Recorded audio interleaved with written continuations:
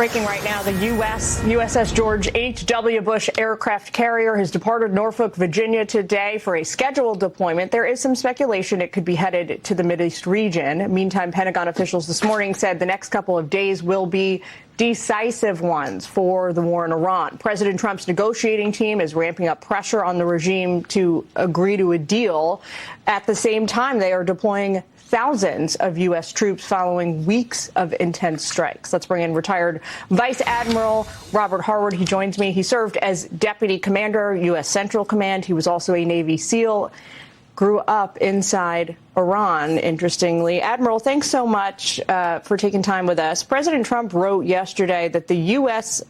May very well, this is a quote, destroy electricity-generating plants and oil wells before ending Operation Epic Fury.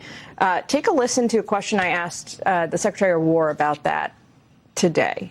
I want to get your response. Is there a way to do either of those things without seriously jeopardizing or seriously harming civilians? We're always thinking about those considerations and develop options to be able to mitigate those risks pursuant to the normal practices that we do in the military. That obviously is not Secretary Hegseth. That is Chairman of the Joint Chiefs, General Kane. But when he talks about factoring in harm to Iranian civilians, other civilians in the region, how big of an input factor is that?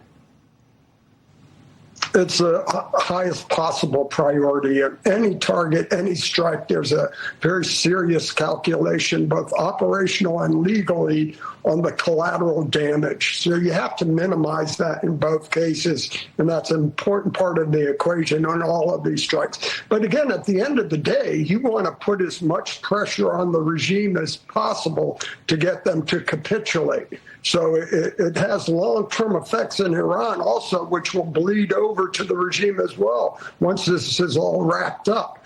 So it's a sound strategy. But of course, we don't want to have civilian casualties, and we go a long ways in defining and protecting collateral damage, including deaths. Well, it's good to hear you say that, sir.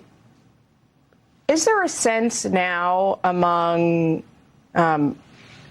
your peers, retired and active service members, that this engagement, this war, is going to extend beyond the next few weeks, beyond the next month? And I ask because when we ask different administration officials about the time frame here, we get different answers. Well, I think that's because there's different end states. First off, the highest priority is to stop the missile strikes, and that's been deplenished seriously and continues to diminish over time. And then number two, and maybe reverse order, getting the flow of commerce through the Straits of Hormuz. If you accomplish those two things, you could call it end of the war. Now, their ability to reconstitute is going to take decades because of the damage has been done. But you have at the end state, is this regime going to stay in power? And if you destroy all that, you remove their ability to project power, you're moving commerce, they remain at risk for the damage they did to the country internally. So they may focus on a longer-term strategy on the regime, which would be different terms of war. But in terms of their ability to project power and moving commerce through the straits, if you accomplish those two things, you could call this war over.